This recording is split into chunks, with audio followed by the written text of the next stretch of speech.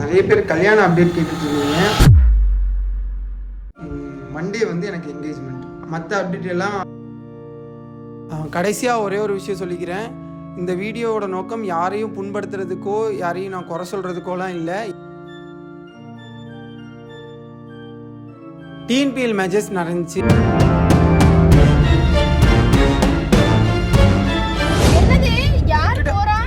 யார் நீ வரல இல்லம்மா? நான், தனா, சுதாகர், அப்புறம் நம்ம எடிட்டர். உண்மையிலே இந்த வீடியோ போடுறதுக்கு விருப்பமே இல்லை.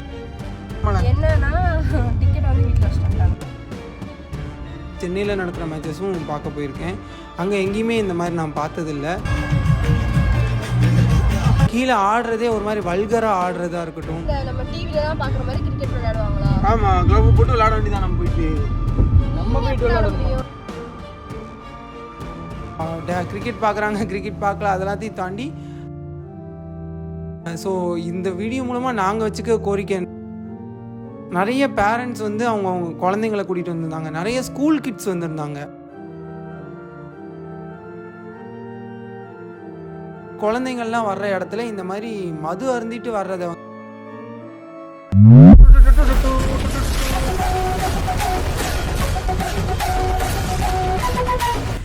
எங்கள் சிரிப்புக்கு சொந்தக்காரங்க எல்லாருக்கும் வணக்கம். இந்த விளாக் என்ன பார்க்க போகிறோன்னா, டிஎன்பிஎல் மேட்சஸ் நடந்துச்சு. அது நிறைய பேருக்கு தெரிஞ்சிருக்கும். அதில் திருப்பூர் வந்து கப் ஜெயிச்சிருந்தாங்க. திருநெல்வேலியில் வச்சு ஒரு 5 மேட்சஸ் நடந்துச்சு. அதுக்கு நாங்களும் போயிருந்தோம். இன்னைக்கு என்ன விளாக் அது எங்கே போகிறோம்? டிஎன்பிஎல் ஃபியூச்சர் டிஎன்பிஎல் பிளேயரு ஃபுல்லாக வைக்கப்படா விளாடுவல்லா. ஃபியூச்சர் டிஎன்பிஎல் பிளேயர் கூட டிஎன்பிஎல் பார்க்க போயிட்டுருக்கோம். நெல்லையில் இன்றைக்கி தான் ஃபஸ்ட்டு மேட்ச். நெல்லையில் இன்றைக்கி நெல்லை அதாவது திருநெல்வேலி டீமுக்கும் கோயம்புத்தூர் டீமுக்கும் மேட்ச்சு. ஸோ அதை பார்க்குறதுக்காக எங்கள் டீமோட புறப்பட்டோம். ஃபியூச்சர் டிஎன்பிஎல் பிளேயர் இவர் வந்து பாஸ்ட் டிஎன்பிஎல் பிளேயர். சாய் சுதர்சனோட தம்பி. திரும்புவார். இவர் பேர் சுதாகர், சாய் சுதர்சனோட தம்பி. கேஷுவலாக தெரியுமா? இவர் வந்து ஜெஸ்ஸி ரைடர் கேள்விப்பட்டிருப்பீங்க, நியூசிலாந்து பிளேயர். அவரோட கசின் பிரதர். அவர் விளையாடுற கேம் என்ன கேம் தெரிஞ்சவங்க எனக்கு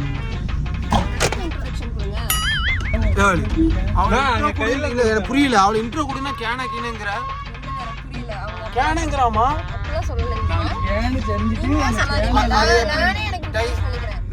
கிரிக்கெட்டே தெரியாத ஒரு பொண்ணு டிஎன்பிஎல் போயிட்டு இருக்கேன். கிரிக்கெட்ல மொத்தம் எத்தனை பேர் விளையாடுவாங்க? 11 பேர். அது போதும். வழக்கம் போலதான் தற்குறி தானா? இதுலயும் தற்குறி. டிஎன்பிஎல் ஃபுல் ஃபார்ம் எனக்கு தெரியும். தமிழ்நாடு பிரீமியம் லீக், அவ்வளவுதான். மற்றபடி எனக்கு யார் விளையாடுவாங்க? தமிழ்நாடு பேப்பர் அசோசியேஷன், அதுக்கு டிஎன்பிஎல் தான் வரும். சரி, இப்போ யார் ஒரு தோனி வருவாரா? தோனியும் சச்சினும் தான் இப்போ பாக்ஸிங். இது கையில் க்ளவ் மாட்டிட்டு ரெடியாக இருப்பாங்க. நம்ம போன உடனே அடிச்சுப்பாங்க. ஜான்சினா என்ன நீங்க எனக்கு ஒண்ணுமே அதுக்கு தெரியாது நினைச்சிட்டீங்களா? ஜான்சினா வந்து WWE மேட்ச். சரி, ரிக் பிளேயர் யார்? அப்போ ரிக் பிளேயர், போகர்டி, ஜான் மைக்கேல்ஸ், இவங்க எல்லாரும் விளையாடுவாங்க. என்ன யாருமே தெரியாது. என்ன பொறுத்த வரைக்கும் கிரிக்கெட்ல வந்து எனக்கு தெரிஞ்சவங்க அப்படின்னா இந்துவானா ரொனால்டோன்னு ஒருத்தவங்க தெரியுமா? அப்புறம் வந்து எனக்கு வந்து இன்னொருத்தவங்க ரொம்ப பிடிக்கும். கேஎல் ராகுல். இந்துவானா ரொனால்டோ தெரியுமா? ரொனால்டோ தெரியும். அவன் கிறிஸ்டியானா ரொனால்டோன்னு ஒருத்தவங்க. அவன் கிறிஸ்டின். இந்துவானா ரொனால்டோன்னு ஒருத்தவங்க. அவர் ஹிந்து. ஆமா, ஹிந்து. அவன் வந்து இது விளையாடுவார். நெல்லை ராக்கர்ஸ் அணிக்கு. டீம் பேர் என்ன தெரியுமா? திருநெல்வேலி அல்வாடா டீமு, அவங்களுக்கு கோயம்புத்தூர் குசும்புடா டீம். டீம் பேரு சாய் பெரிய டீம் பிளேயர்மா.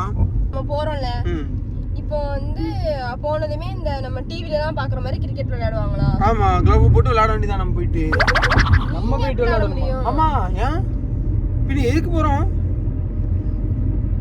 என்னப்பா ஜெர்சி இருக்குல்ல, பந்தா இருக்குல்லப்பா ஜெர்சி, கார் தொடக்கிற ஜெர்சி. சரி, அது இருக்கட்டும். அதுக்கு அப்ப எதுக்கு நான் கிரிக்கெட் தெரியாத என்னையும் சுத்தி கூட்டு போறீங்க? நீ வீடியோ எடுக்கிறதுக்கு தான் வழக்கம் போல. சரி, எனக்கு சொல்லிதாங்க என்னென்ன செய்வாங்க, அது என்ன. நான் ரொம்ப எக்ஸ்பெக்டேஷன்னால சொல்லிட்டு அங்கே போனால் மொக்கையாக வந்துடக்கூடாது. அங்கே ஐபிஎல் சூப்பராக இருக்கும். சேப்பாக் கிரவுண்டு சூப்பராக இருக்கும். இது நம்ம ஏழைக்கேத்த எல்லூருண்டை, நம்ம ஊர் கிரவுண்டு, சங்கர் சிமெண்ட்ஸ் கிரவுண்டு. யார் விளையாடுவாங்க? விளையாடுறது பிளேயர்ஸ் தான். அதான் பெரிய பெரிய பிளேயர்ஸ்லாம் விளையாட மாட்டாங்க. தமிழ்நாட்டுக்குள்ள சிறந்து விளங்குற நிறைய பிளேயர்ஸ் விளையாடுவாங்க. அவங்களெல்லாம் கண்டிப்பா உனக்கு பேர் சொன்னா தெரியாது. அப்போ ஓகே. நம்ம இது ஐபிஎல் விளையாண்டதுல ஷாருக் கான் விளையாடுறாரு, சாய் சுதர்சன் விளையாடுறாரு, அஸ்வின் விளையாடுறாரு. அஸ்வின்லாம் எனக்கு தெரியுமே. அஸ்வின் விளையாடுறாரு. ஆனா இப்போ இந்த டீமுக்கு அஸ்வின் விளையாடுறாரான்னு தெரியல. கோயம்புத்தூர் டீம்ல யாரெல்லாம் இருக்கான்னு பாப்போம். காரி துப்பிடுவோம் நீயா. என்னது யார் போறா? யார் நீ வரல இல்லம்மா? நானே தான் வரேன். எனக்கு நான் உன்கிட்ட சொல்லி எடுத்து வச்சேன். டிக்கெட் ஞாபகப்படுத்துன்னு சொல்லி எடுத்து வச்சேன். எனக்கு தெரியல, மறந்துட்டு. எனக்கு சத்தியமா மறந்துச்சு. என்னன்னா டிக்கெட் வந்து வீட்ல வச்சிட்டாங்க. வச்சிட்டு வந்துட்டாங்கல்ல. வந்துட்டோம். என்னது வந்துட்டோம்? அம்மா எல்லாரும் சேர்ந்தானே வந்திருக்கோம். அப்படிலாம் கிடையாது. கேக்குதா? கேக்குதா? அண்ணா இதுக்கு தான் நான் அவன்கிட்ட சொல்லாதுன்னு சொன்னேன். அவங்க எப்படி பாத்தீங்களா? அப்பாட்ட போய் சொல்லுவான். அவங்க அப்பாட்ட போய் அப்படியே சொல்லுவான். இல்ல நான் பாத்துக்கிறேன் தம்பி.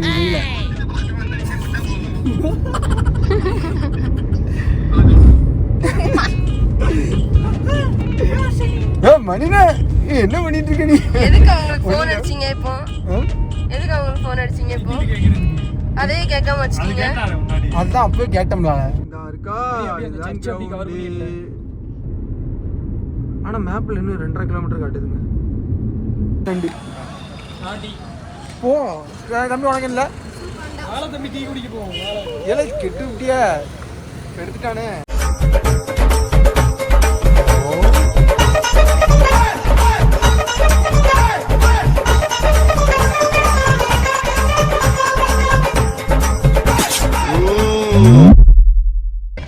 உங்க ரியாக்ஷன் ஃபர்ஸ்ட் கிரவுண்டை பார்த்தோன்னா உங்க ரியாக்ஷன் எப்படி இருக்கு பாப்போம். எனக்கு பானிபூரி ஸ்மெல் வருது. அது வரும், வாங்குவோம். ஹலோ பார்க்கும்போது மக்களே இந்த மேட்ச் தொடங்குது அப்படின்னா நாங்கள் மீன்ஸ் நான், தனா, சுதாகர், அப்புறம் நம்ம எடிட்டர், இப்படி நம்ம எல்லாரும் சேர்ந்து மட்டும் இல்லாமல் நம்ம ஊர் டீமில் இருக்கிற சின்ன பசங்க எல்லாரையும் கூட்டிகிட்டு போயிருந்தோம்.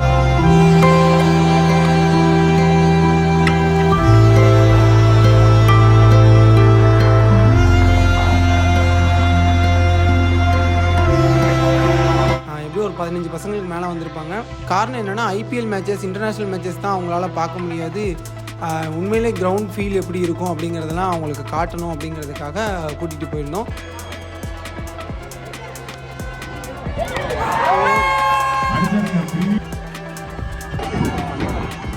அவங்க மட்டும் இல்லாமல் இப்படி ஐபிஎல் இன்டர்நேஷ்னல் மேட்சஸ்லாம் பார்க்க முடியாத நிறைய பேர் அங்கே வந்திருந்தாங்க.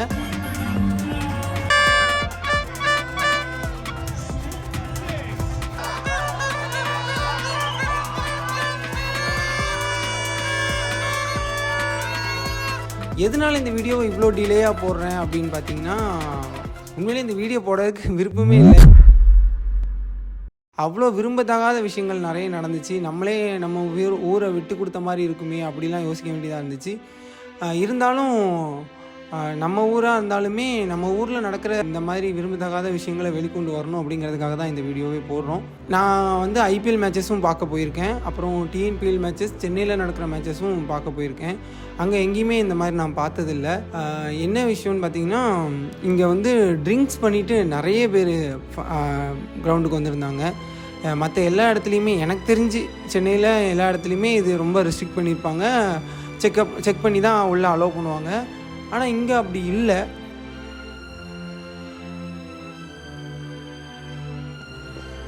ஃபஸ்ட்டு குடி போதையில் ஆடின எல்லாரோட வீடியோவையும் அட்டாச் பண்ணியிருந்தேன். எடிட் பண்ணிவிட்டு பார்த்ததுக்கப்புறம் எனக்கே ஒரு மாதிரி சங்கடமாக இருந்துச்சு பார்க்குறதுக்கு. ஏன்னா அவ்வளோ ஆபாசமான செய்கைகள், அவ்வளோ ஆபாசமாக ஆடிட்டு இருந்தாங்க. அதெல்லாம் அப்லோட் பண்ணுறதுக்கு எனக்கே மனசு இல்லை. ஏன்னா நம்ம ஊரை நம்மளே ரொம்ப அசிங்கப்படுத்துகிறோமோன்ற மாதிரி இருக்கும். நான் இப்போ அப்லோட் பண்ணாமல் விட்டுறலாம். ஆனால் அங்கே நேரில் பார்த்தவங்க மனசில் திருநெல்வேலிக்காரங்கனால இப்படி தான் அப்படிங்கிறது பதிவாக தானே செஞ்சுருக்கோம். ஸோ எல்லோரும் திருந்தணும். ஸோ இதுக்கப்புறமாச்சும் அவங்களாம் மாறணும் அப்படிங்கிறதுக்காக தான் இந்த வீடியோ. ஸோ அவங்கள கேவலப்படுத்தணுங்கிறதுக்காக இல்லை. அதனால் அந்த ஃபுட்டேஜ் எல்லாம் ஆட் பண்ணல. ரொம்ப ஆபாசமாக இல்லாத ஒரு சில வீடியோஸ் மட்டும் ஆட் பண்ணுறேன். அதோட இது எப்படின்னு பார்த்தீங்கன்னா நிறைய பொண்ணுங்களை நோக்கி பேட் கமெண்ட்ஸ் பண்ணுறதா இருக்கட்டும், அப்புறம் கீழே ஆடுறதே ஒரு மாதிரி வல்கராக ஆடுறதா இருக்கட்டும். சில பேர் வந்து ட்ரிங்க்ஸ் பண்ணியிருந்தாங்களோ பண்ணலையோ, சில பேர் பயங்கரமாக என்ஜாய் பண்ணாங்க, வந்து வைப் பண்ணிவிட்டு டான்ஸ் ஆடிட்டு அதெல்லாம் அலோவ் பண்ணது ஒரு மாதிரி சந்தோஷமாக இருந்துச்சு. கீழே நின்று ஆடுறதுக்கெலாம் அலோவ் பண்ணுறாங்கன்றப்போ அது சந்தோஷமாக இருந்துச்சு. அவங்க கிரிக்கெட் பார்க்குறாங்க, கிரிக்கெட் பார்க்கல, அதெல்லாத்தையும் தாண்டி நல்லா வைப் பண்ணிட்டு இருந்தாங்க. அதுவே நிறைய பேருக்கு டிஸ்டர்பன்ஸாக இருந்துச்சு. கிரிக்கெட்டை நேசிக்கிற நிறைய பேர் வந்து மேட்ச்சில் என்ன நடக்குதுன்னு கூட தெரிஞ்சிக்க முடியல. ஏன்னா இங்கே முன்னாடி இருந்து ஆடிட்டு ஒரு மாதிரி போதையில் பண்ணுறது நிறைய விஷயங்கள்லாம் ரொம்ப ஒரு மாதிரி முகம் சுளிக்கிற விதமாக இருந்துச்சு. ஸோ இந்த வீடியோ மூலமாக நாங்கள் வச்சுக்க கோரிக்கை என்னென்னா, நிறைய இதில் நான் முக்கியமாக பாயிண்ட் அவுட் பண்ணி சொல்ல வேண்டியது, நிறைய பெண்கள் வந்திருந்தாங்க.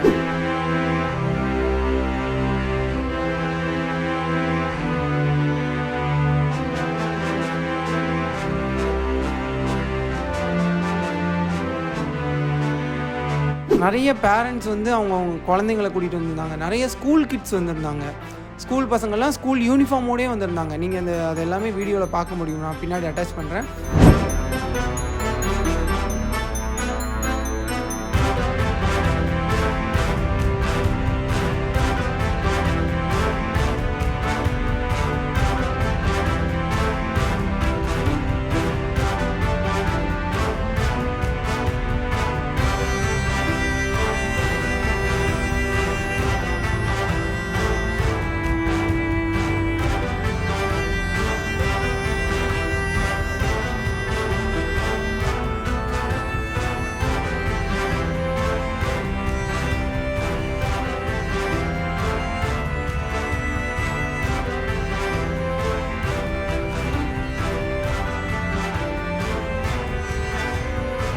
அவ்வளோ பேர் ஸ்கூல் பசங்கள்லாம் வந்திருக்கும் போது இதெல்லாம் பார்க்குறப்போ அவங்களுக்கு ஒரு தவறான முன்னுதாரணமாக ஆகிடும். இந்த மாதிரி குடிச்சிட்டு ஆடுறதெல்லாம் பார்த்தா அப்போ நம்மளும் குடிச்சிட்டா இந்த மாதிரி ஜாலியாக ஆடலாம் அப்படிங்கிற மனநிலைக்கு அவங்க போகிறதுக்கான வாய்ப்புகள் அதிகம். அதனால இந்த மாதிரி ஸ்கூல் கிட்ஸு, பெண்கள், குழந்தைங்கள்லாம் வர்ற இடத்துல இந்த மாதிரி மது அருந்திட்டு வர்றதை வந்து கண்டிப்பாக ரெஸ்ட்ரிக்ட் பண்ணியிருக்கணும். அதை பண்ண தவறிட்டாங்க. அதன் விளைவு வந்து நிறைய பேர், இன்னொன்று மேட்ச் வேறு ரொம்ப கேவலமாக போச்சு. நம்ம நெல்லை சப்போர்ட்டர்ன்றதுனால நெல்லை வந்து ரொம்ப கேவலமாக தோத்தாங்க.